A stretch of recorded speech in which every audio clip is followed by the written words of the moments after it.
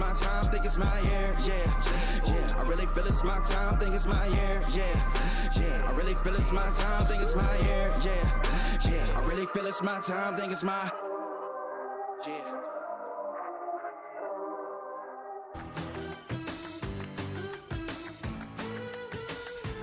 We're back in Jerez, Spain for friendly number 2. Canada takes to the pitch against Morocco. Coming off a 2-0 win over Argentina, the Canadians are riding an overall 3-game win streak. Now 6 changes to the lineup today as they look to make it 4 in a row versus 76th ranked Morocco.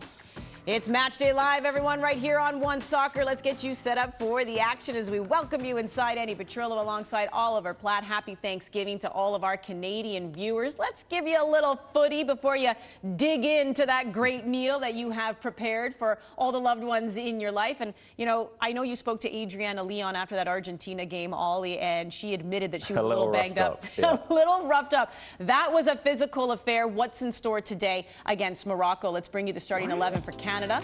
Brought to you by GE Appliances. Sabrina D'Angelo getting the start in goal. I mean, let's just be honest. Kaylin Sheridan wasn't busy at all against Argentina. Like, take out the lawn chair. Yeah. Not busy, but 6 changes overall. And in particular, let's look at the 2 goal scorers here, Ollie. You know, Chloe Lacasse gets her first for country in that game against Argentina. She plays in the top league in Portugal. Now, she's 29 years of age, got her first cap for Canada last year. How much does that speak to just Bev Priestman and the scouting and finding these players? Yeah, this is something where I think Bev Priestman's done a really good job over a couple of years with the national team, actually, because she's been willing to give opportunities to players who maybe aren't playing at the biggest clubs or at the highest levels for their club teams, but show something with those teams, right? Lacasse has been absolutely prolific as a Benfica player. We saw it with Vanessa Gilles as well, right? She was playing, you know, lower down in France at a smaller club, but playing well. And Canada gave her that opportunity, and she really ran with it. So hopefully we can see the same from Lacasse and Vienne as they get more opportunities here. Evelyn Vienne, the other goal scorer as well in that game against Argentina. That was her second for country, but she too had her first cap last year.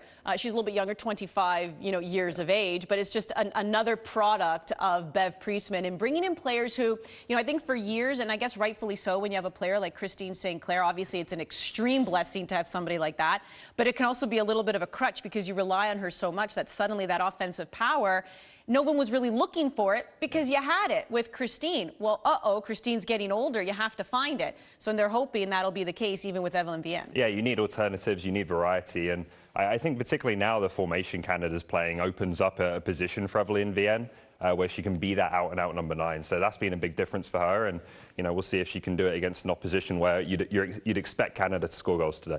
Yeah, we're going to talk a little bit more about them when Amy Walsh joins us after the break. We'll also talk about Jade Rose, the 19-year-old who has been turning heads and looked really good when they took on Australia in those friendlies back in September. There's a look at Estadio Municipal de Champin. It's Canada versus Morocco on this Canadian Thanksgiving Monday. Stay with us here. It's Match Day Live on OneSoccer.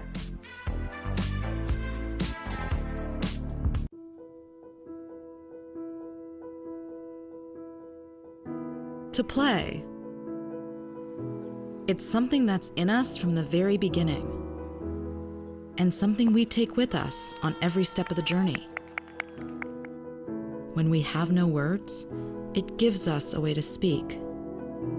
When we are still finding our way in the world, it gives us somewhere to belong.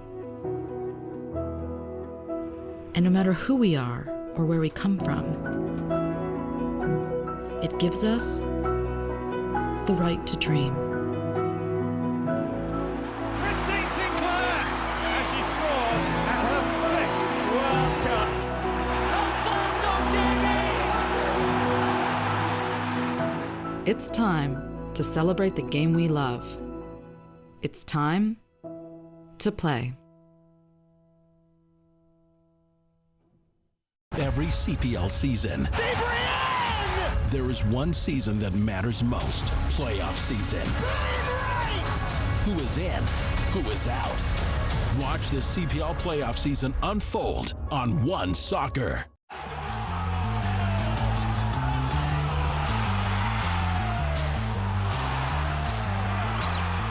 Thank you, Canada, for making dreams come true. we're with you all the way. A new era for Canadian soccer begins today. Experience the emotion of every match. Watch all the highlights, the breaking news, the best debates, and analysis. And all the information about the Canadian stars playing abroad. Get access to the best of Canadian soccer from any device. Join the new dawn of an unstoppable game. See the rise on OneSoccer.ca. It's Match Day Live here on OneSoccer. Andy and Ollie in studio. Let's bring in via Zoom Amy Walsh, former national team player and Canadian Sports Hall of Famer, or Canadian Soccer Hall of Famer as well, joining us now. And you know, Amy, we had you on the broadcast with us when Canada took on Argentina. It was a 2-0 win for them. And yeah, those goals came in the second half. Sure, those goals came when Argentina went down to 10 players as well. But the Canadians have now won 3 in a row. They continue to impress. What are other things that you noticed in that match? Well, listen, this is a pesky Argentine side that really gave them a lot of trouble, especially physically, and they sat in that low block on a short and narrow field. So they're really congesting the middle on the Canadians. And we know that they like to attack through the middle, especially in this 4-2-3-1 setup. And they were forced to be a little bit predictable in the attack, or as a result, because of what Argentina was throwing at them. But what I did like is, even though Canada wasn't necessarily poor in that first half, they didn't capitalize on the turnovers, on the regains, and go quickly.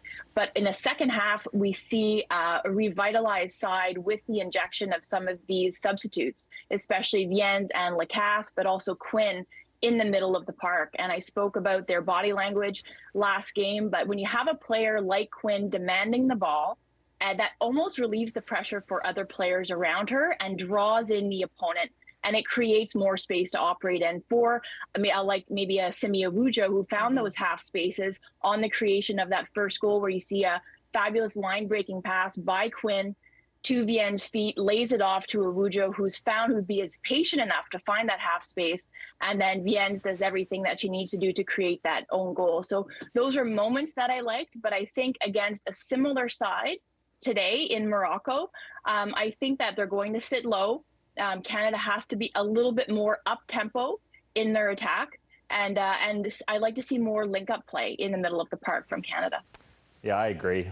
Just more combination play as well. I think that's something Bev Priestman's mentioned that they're going to work on. But these are scenarios you're going to face at the World Cup, right? And different opponents are going to show you different things in terms of defensive lineups and systems. So you have to be able to find solutions. And, you know, Canada's got to learn to do that in these games.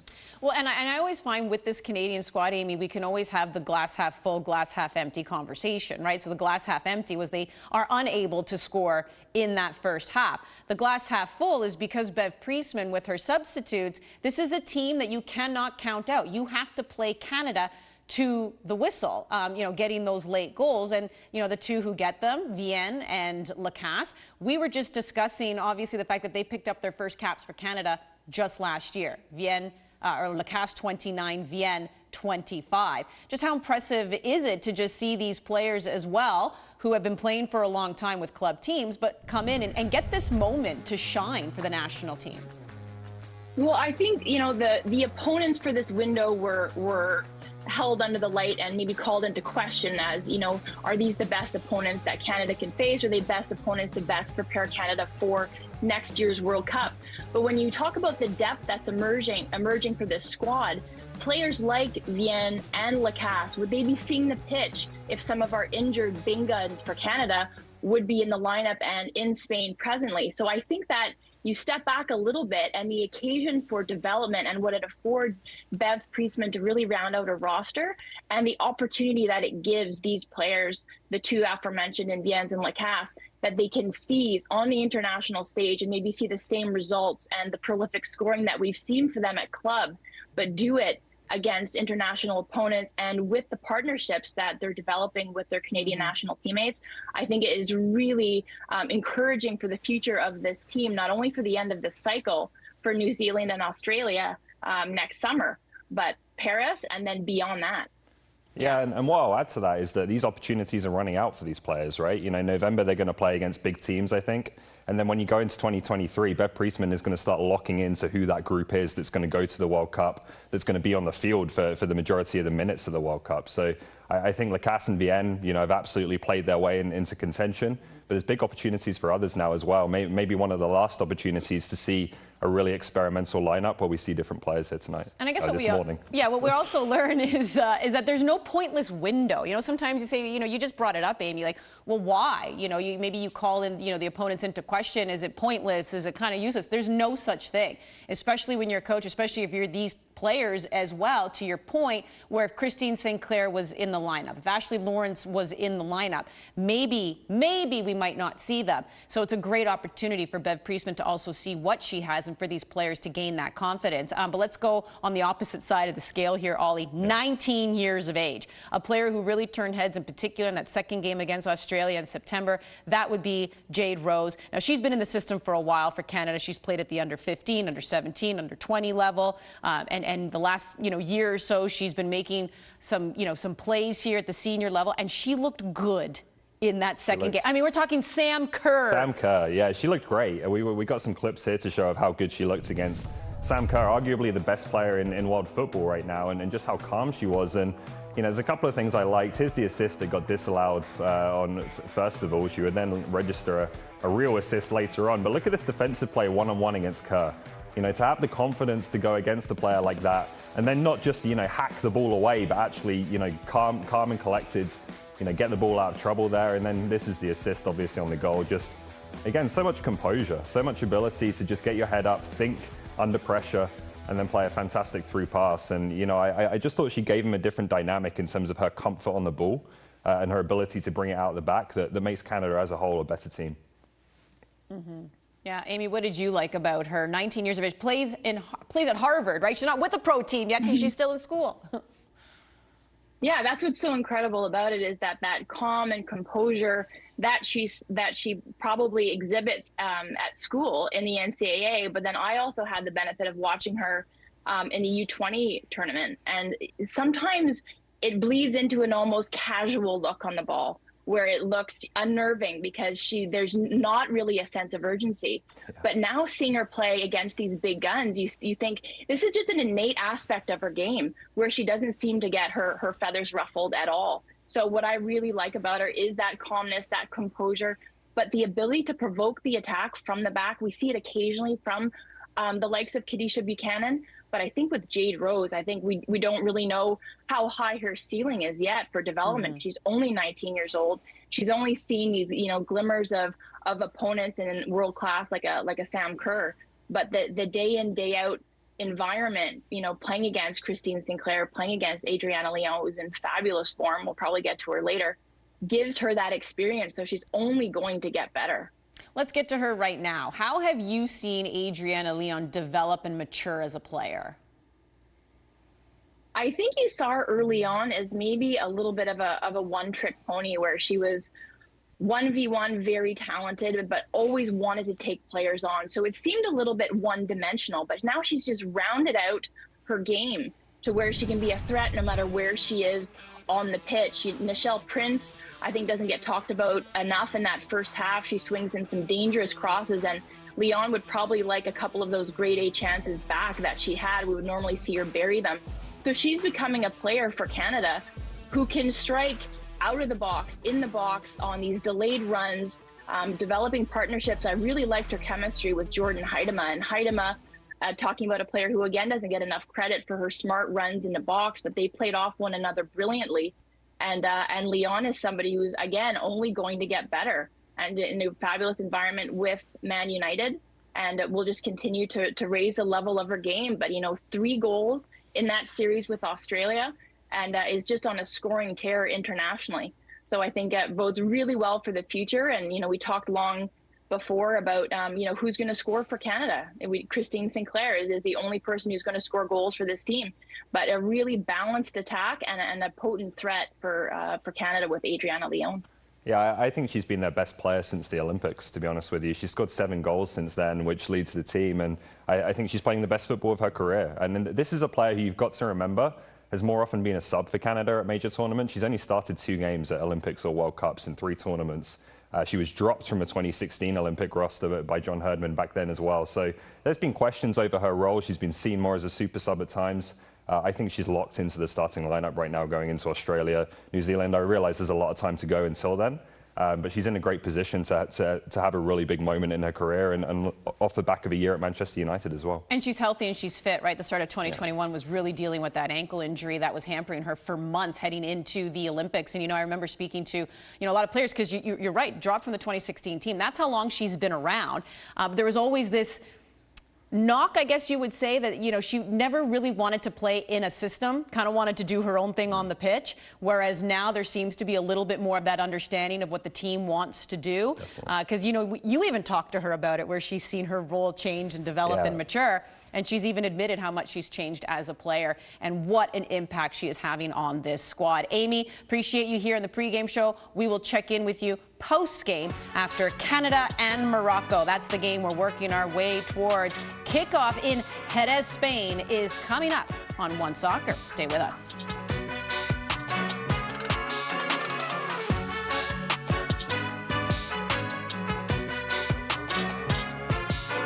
Canada's women's national team on OneSoccer is brought to you by the Toyota Corolla family.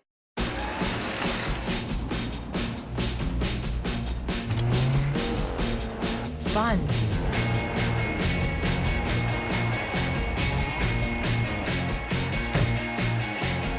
Intelligence. Drive. They run in the family. Corolla. We're used to labels. Apologetic. Sweet. Pushovers. 1, 2, 3, bang! But screw labels. No more being polite. No more sugarcoating. Because we're labelless and limitless. Oat Canada, the official plant protein partner of Canada Soccer. Every CPL season, there is one season that matters most. Playoff season. Who is in? Who is out? Watch the CPL playoff season unfold on OneSoccer. Think you've seen tough? You've seen nothing. When you're absolutely drenched and still take the final shot? Not even a challenge. Playing extra time under the beating hot sun. Hardly sweating. When the wind's so chilling it cuts to the bone? Now we're getting somewhere. Playing in Canada's tough. We're not sorry about it. Want to beat us? Come on. We're made for this.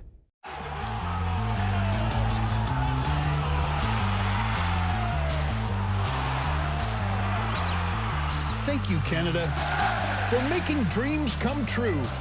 We're with you all the way. Here's a look at some upcoming key dates for the Canadian women. Bev Priestman will have an opportunity to really get her team together. You can see the windows there in November, February, April, July, and then, of course, July 20th, the FIFA Women's World Cup begins. And then even in September of next year, Ollie, they have to go into that playoff in order to earn a spot and defend their gold medal at the 2024 Olympics. Moments away from kickoff now, Canada getting set to take on Morocco. Andy and Ollie here in studio with you. And I think, again, 76th ranked Morocco. When you take on these types of countries, what is it that you want to see from Canada? I want to see Canada put a team like this away, right? Like this is probably going to be the last type of game they play, or last of this type of game. I'd just like to see a really dominant, decisive performance, good movement, good intent, quality on the ball, all of those things you want to see from Canada today, and hopefully a few goals. And stop me from saying, hey, they scored 2 goals against Argentina, but it also came when Argentina went down to 10 players. Exactly. Just eliminate all doubt. Let's have a really decisive performance today. All right. Canada, Morocco in the south of Spain. We're getting you set for that Thanksgiving dinner with a little friendly addition here. Adam Jenkins is going to have the call after the break. Everyone's getting ready. Settle in. Canada, Morocco next here on OneSoccer.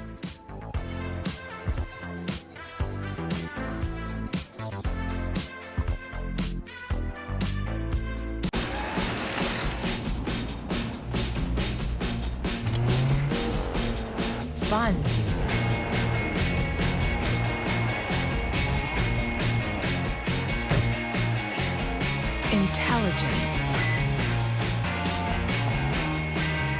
drive.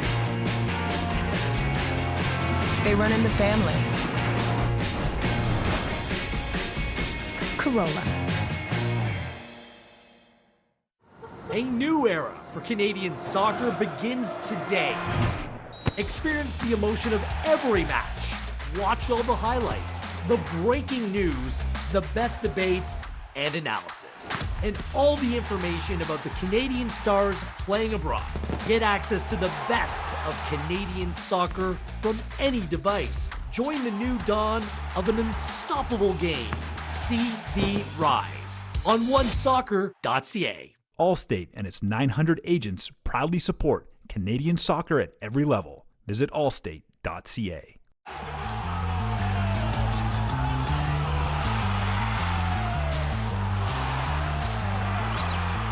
Thank you, Canada, for making dreams come true. We're with you all the way. Every CPL season, there is one season that matters most. Playoff season. Who is in? Who is out? Watch the CPL playoff season unfold on OneSoccer. For life's transitions, working from home, and even small businesses, life gets better when you have space. With no long-term contracts or leases, get the size you need. First 4 weeks free. Access Storage, proud partner of Canada Soccer and the women's national team. CanadaSoccerStore.com is the new home for official Canada Soccer apparel and fanwear, including customized national team jerseys. Good morning, Canada, and welcome back to Spain. The Canadian women's national team set to wrap up their October friendly window with a match against Morocco. The Canadians' first meeting against Morocco in well over 2 decades. This is actually the third time, all time, that Canada and Morocco have gone head-to-head. And the last time that they faced off, well, Canada actually was on the wrong side of that result in a friendly in the capital city of Rabat. A 1-0 loss just 2 days after defeating them by 4 goals to 0. Beth Priestman being presented with a jersey prior to the match. She is in charge of her 32nd match with the Canadian women's national team. Canada have outscored their opposition 41-17 during Beth Priestman's tenure and have won 18 times. It's another chance for the Canadians to test themselves against World Cup opposition, with Morocco qualifying for next summer's Women's World Cup by finishing as the runner-ups at the Women's African Cup of Nations that they hosted, falling by 2-1 to South Africa in the final. This is a team in transition. Some youth, some experience in the 11 for the Lionesses of Atlas, ranked number 76 in the world and the 7th ranked side in the African Confederation. This is close to a home match for Morocco, as we are just about 90 minutes north of Gibraltar, which is where our officiating crew hails from today. We'll take a quick pause for the pre-match ceremony and come back with starting 11s here in Cadiz. Ahora, con todo nuestro respeto, escucharemos el himno nacional de Marruecos. Now we will listen the Moroccan national anthem.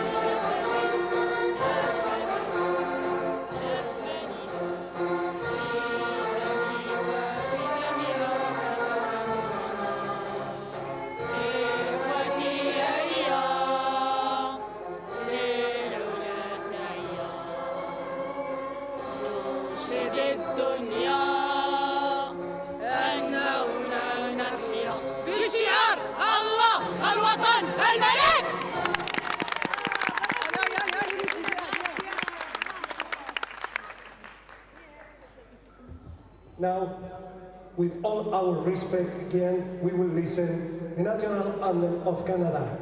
A continuación, escucharemos con el debido respeto el himno nacional de Canadá.